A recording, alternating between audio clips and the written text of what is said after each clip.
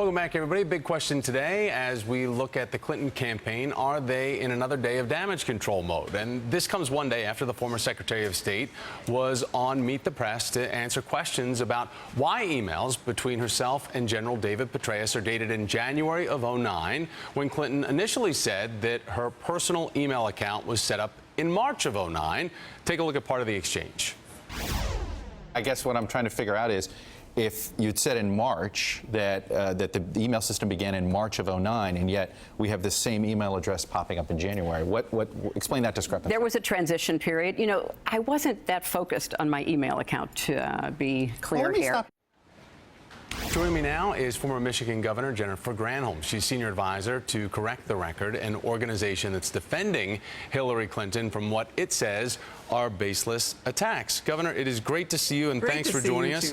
I know you watched Meet the Press. I know that you'll be watching Chuck Todd with Part 2 for MTP Daily coming up today at 5 o'clock with the former secretary. And we know that Mrs. Clinton acknowledged the drip of the email controversy.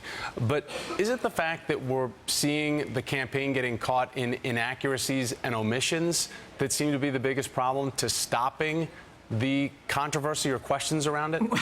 Actually, no, I don't. I mean, I hope people go back and watch if they missed it yesterday, because she was great in this interview. And she has said she is going to answer questions on this email thing until y'all feel like you have every little detail you could possibly want. And then maybe you could start asking about, for example, the prescription drug policy that she put out last week, or the effort to reduce student debt. I think, you know, she's going to answer, and she's going to continue to go on. In fact, in just a few moments, I think she's doing a Facebook appearance. She's going to continue to answer every single question. It is not, you know, that she's not afraid of doing that at all. And she hopes that we'll be able to get on to some of the policies that she's been putting out, and for how she's going to grow people's income and change people's lives. All right, so one thing we do know as well, her husband, obviously a big supporter, and he was on talking about what this has meant. So take a look at Bill Clinton Sunday TV. Here's what he had to say about it. I think that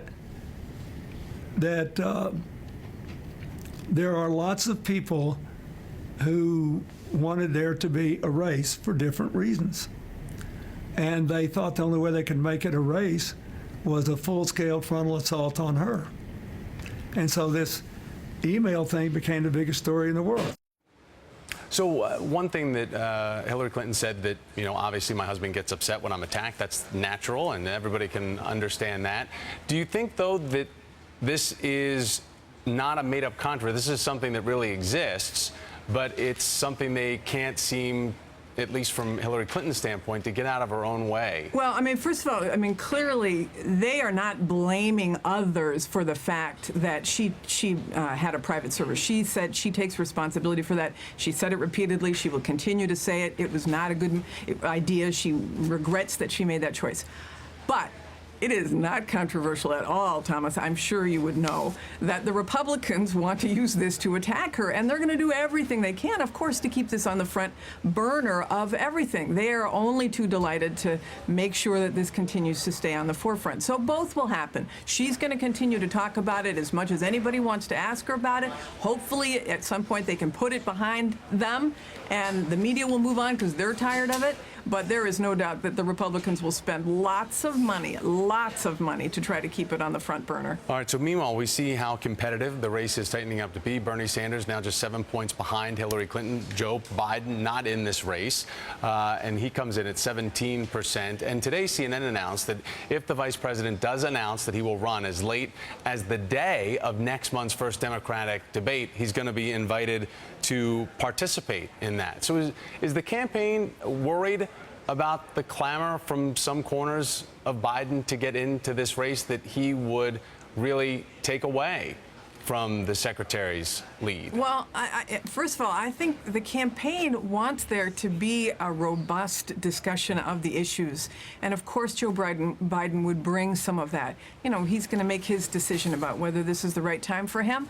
But if he's in the debate, it will be a good debate. If he's not in the debate, it'll still be a good debate. And I think it's important for Democrats to get their issues out, because I know the Republicans have gotten an awful lot of attention, and there's such an important contrast between the two sides. We are waiting for a show from the left, that's for sure. Yeah. Former Michigan Governor Jennifer Granholm, great to see you. Thanks for your so time. much, Thomas. Appreciate it. Yeah. So a brand new